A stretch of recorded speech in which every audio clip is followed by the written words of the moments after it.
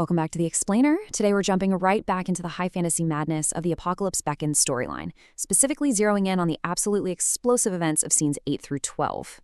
You guys already know the stakes here. The world is literally teetering on the edge of collapse, being eaten alive by that glowing apocalyptic purple magic. But, as we're going to see today, the real danger? It might not actually be the monsters they're facing. It might just be the creeping darkness lurking inside the heroes themselves. So we're actually just tossing this standard agenda out the window for this one. This part of the story just unfolds so much better organically because it is constantly, and I mean constantly, forcing us to ask this one incredibly difficult question. How far into the dark must heroes willingly step to save the material plane from total annihilation? As we track our party from grimy city streets to hidden pirate strongholds and eventually out onto the open sea, we're going to watch their moral compasses completely shatter under the weight of this crazy prophecy.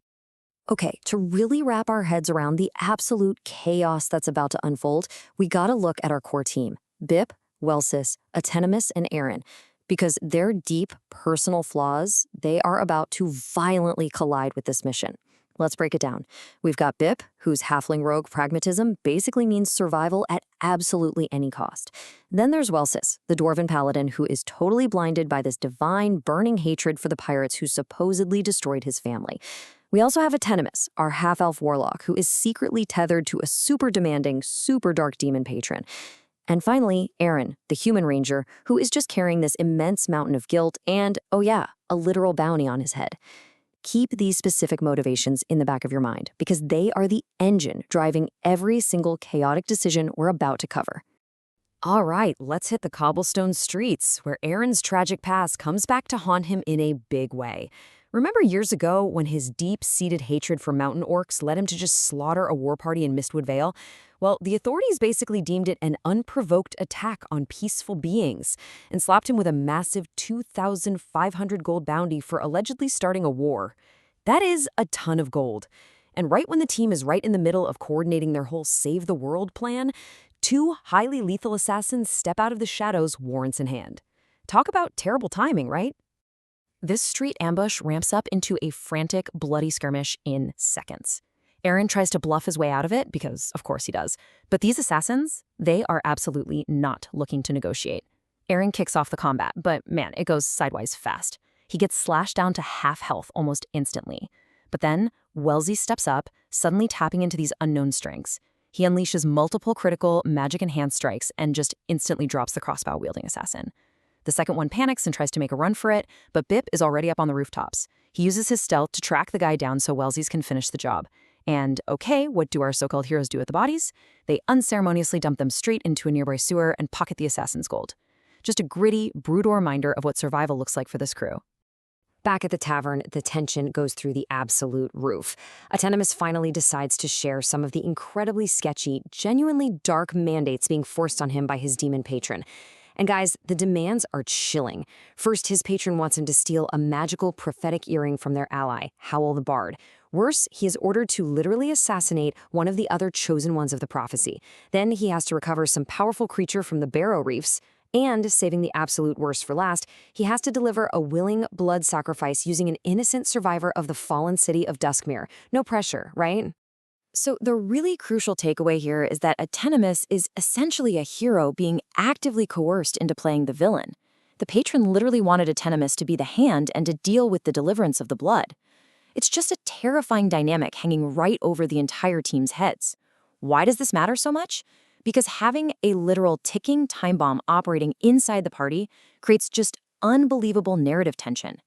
Atenimus's powers are totally essential to saving the material plane, sure, but the cost of keeping those powers might literally be the lives of the very people he's trying to protect.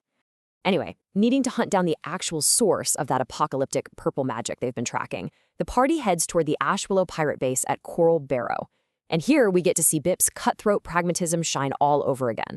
They stumble upon this drunken ex-pirate out in the woods, a guy just desperately fleeing his old life.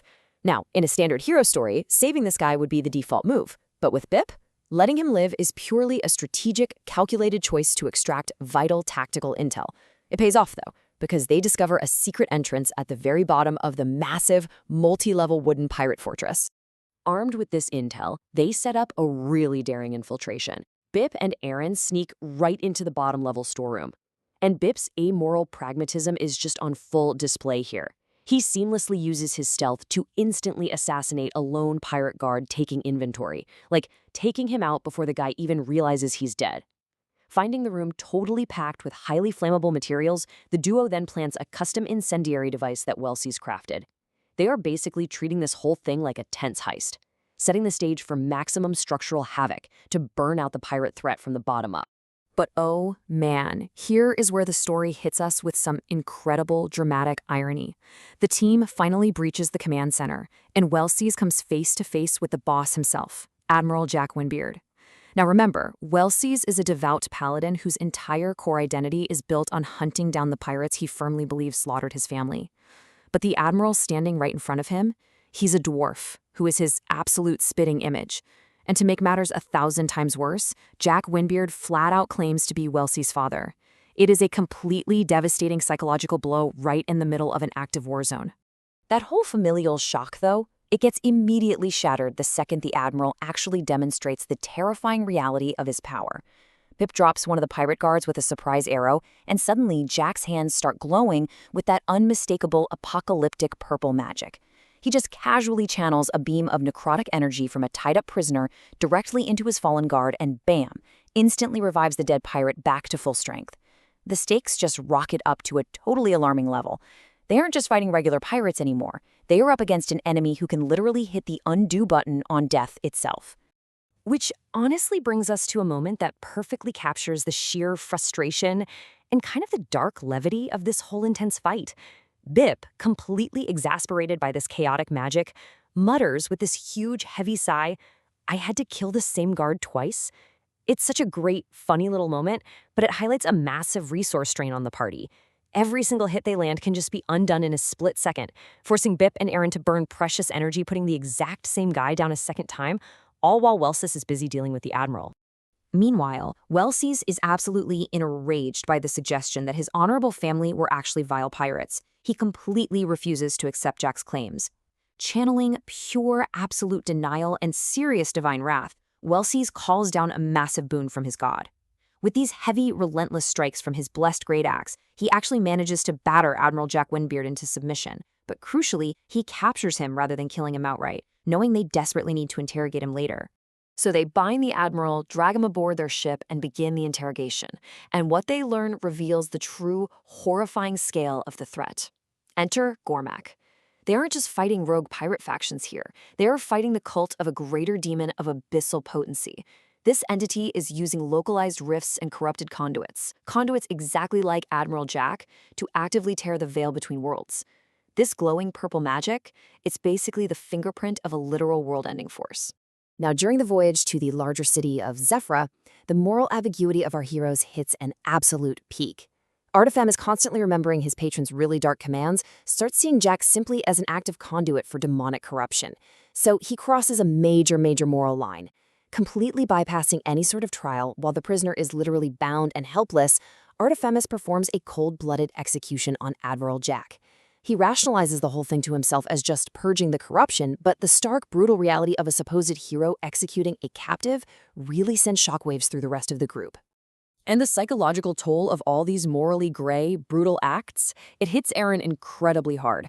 Once they hit Sephra, we see him retreat straight to a tavern. His pockets are heavy with looted assassin's gold, but his spirit is just totally crushed by everything. The executions, dumping bodies in the sewers, the creeping dark magic. It's a lot. He actually finds Howl the Bard and pays him a totally exorbitant 200 gold simply to chronicle their journey. He is just desperately hoping that hearing their highly questionable actions sung back to them as heroics will somehow ease his fracturing conscience. This right here is exactly why this narrative is so incredibly compelling. It forces us to just watch as the heroes slowly start realizing they might be becoming the very monsters they're trying to fight. So to wrap up this explainer, I really want to leave you with this provocative thought. With the pirate conduit destroyed, but the hand's moral compass totally fracturing, can these heroes actually survive the darkness growing within their own ranks? As the apocalypse beckons and the veil between worlds tears wider, the greatest threat to the material plane might not actually be the demon Gormak. It might just be the heroes trying to save it. Thanks so much for joining me on this deep dive, and definitely keep your eyes peeled for the next step in their journey.